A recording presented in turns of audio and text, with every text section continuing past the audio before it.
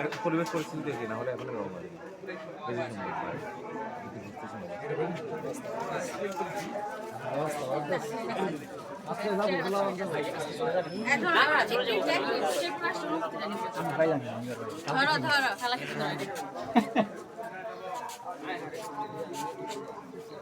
আলটো না লাগে তো হয়তো আলটো নিলাম ভাই থাকে না আরে এবার 500 নিলাম পরে আমি আবার চললাম যাম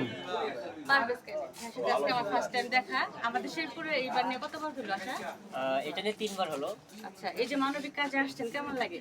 হ্যাঁ, এর আগে 2 বার আসছি, বাট ঘোরার জন্য আসা হয়েছিল। এবার মানবিক কাজে আসছি শেরপুরে।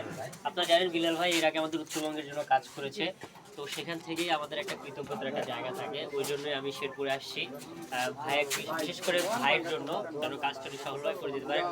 আর শেরপুরের মানুষ যথেষ্ট ভালো, যথেষ্ট স্নেহ করে আমাকে প্রথম থেকেই। এই জন্য শেরপুরবাসীর কাছে আমি অনেক অনেক কৃতজ্ঞ। দোয়া করবেন আপনাদের এই ভালোবাসার জন্য প্রতিদিন আমি সারা জীবন দিয়ে যেতে পারি। আর আপনারা যদি কখনো আমাদের বগুড়াতে যান অবশ্যই যাবেন, এই ঋণটা শোধ করার জন্য কিছুটা হলেও যেন সুযোগ পাই। দেশে দোয়া করবেন আমার জন্য, আপনাদের জন্য অনেক অনেক দোয়া করবেন। আসলে আমরা খুব গর্বিত যে দেখেন কত দূর থেকে আমাদের শেরপুরের জন্য চলে আসছে, তাই না? মানবিক কাজে